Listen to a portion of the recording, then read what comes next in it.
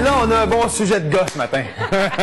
Les poudres minérales pour le maquillage. Je crois que certains membres de l'équipe vont en avoir de temps en temps. Alors, allô, Hélène Manon, ça va bien? Ça va très bien. Jean-Héroldi est en vacances. Hélène Manon est toujours avec nous à ces moments-là. Annie Spencer, notre collègue recherchée, c'est sur le plateau aussi pour illustrer le propos dont tu vas nous parler ce matin. Les poudres minérales. Oui, c'est une grande tendance, les poudres minérales, et on pense que ça fait pas tellement longtemps, hein, parce que ça fait quelques années que c'est de plus en plus, ça prend de l'ampleur sur le marché. On ne sait pas tout ce que c'est, on n'est pas sûr, c'est une poudre ordinaire. Une poudre minérale, là, ça existe quand même depuis un bon moment. Ça a été développé à San Francisco en 1977 par la compagnie, justement, Bare Minerals. Okay. Et pourquoi en parle-t-on 30 ans plus tard?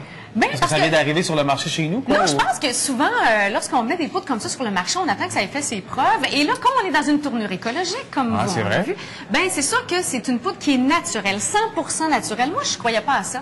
Et je suis allée voir des experts qui m'ont dit, oui, Hélène, à l'intérieur de ces poudres-là, c'est des poudres qui sont micronisées. Donc, une matière première qui est prise dans le sol, qui est broyée finement, micronisée à sa plus simple expression. Et on retrouve dans ces poudres-là du dioxyde de titane et de l'oxyde de zinc. Et on sait que l'oxyde de zinc, c'est quand même anti-inflammatoire, antibactérien.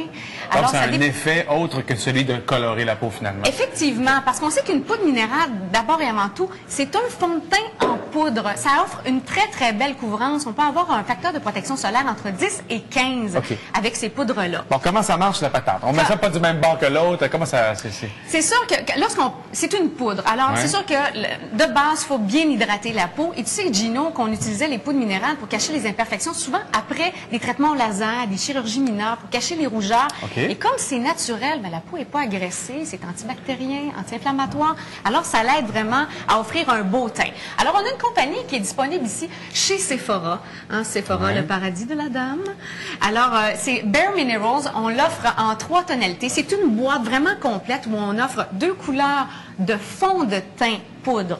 C'est vraiment qui offre une belle couvrance. On a une poudre fixante par la suite et aussi on a les 3 pinceaux et on a un petit complexe vitaminé pour mettre de base. Alors, si vous voulez être une utilisatrice là, de poudre minérale, ben, vous hydratez bien votre peau avant parce que ça prend une grippe. Il faut que la poudre puisse coller. Pas un rhume, là, juste une adhérence. Une adhérence. Merci de corriger mon français. Une question bête. On appelle ça des poudres minérales, mais ce qu'on utilise avant ou présentement, c'est quoi? C'est des poudres ordinaires? On appelle ça comment? Y a-t-il un nom? Il y a des poudres régulières dans lesquelles on a des agents de conservation, du colorant, des pigments. Ce qui est intéressant du côté des minérales, c'est que c'est 100% naturel. C'est vraiment écolo-responsable. Moins d'effets néfastes pour la peau. Et effectivement, il n'y a pas de parabènes, il n'y a pas de colorant, il n'y a pas de cire, il n'y a pas de parfum. Alors, pour les gens qui ont une peau très, très sensible, ça peut être vraiment une très, très bonne alternative. On a plusieurs compagnies. On a Bare Minerals qui sont vraiment les pionniers en la matière. Dans la boîte, écoute, ça se vend autour de 70 $. Juste les 3 pinceaux à l'intérieur de la boîte, ça vaut le prix de la boîte. Ici, on a du côté de CoverGirl, les True Blend micro-minérales aussi. Ce qui est intéressant, c'est que vous mettez un petit peu de poudre dans le couvercle comme ça. Vous l'utilisez. Vraiment, il faut vraiment que la poudre rentre dans le pinceau. Dans le pinceau bien important. Ça, c'est des poudres qui sont disponibles en pharmacie, qui ne sont pas très dispendieuses.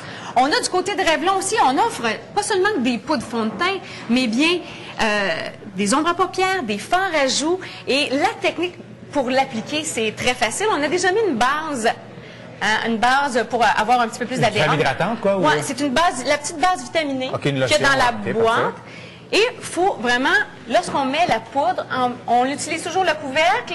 Ensuite, vous cognez votre pinceau. Pour enlever le surplus? Enlever le surplus, que la poudre rentre à l'intérieur. Et ensuite, vous appliquez en léger mouvement circulaire, comme ça, sur la peau. Et plus vous voulez de couvrance, et plus vous ajoutez de la poudre. Ça n'en prend pas beaucoup, si j'ai compris bien. Vraiment pas beaucoup. Vous en appliquez un petit peu dans le couvercle. Et vraiment, ensuite, vous l'appliquez en mouvement circulaire comme ça, vers l'intérieur du visage. Pourquoi on commence de l'extérieur vers l'intérieur? C'est qu'au centre du visage, on sécrète plus de sébum. Donc, on a une zone qui pourrait être plus pigmentée. Alors, on commence vers l'extérieur et on finit par... Puis en passant... j'invite les gens à lire ma chronique dans le magazine 7 jours à chaque semaine. On va en parler de poudre, on va parler de la technique et vous retrouverez vraiment toutes les informations. On a un beau modèle aussi pour réussir quand même. Absolument.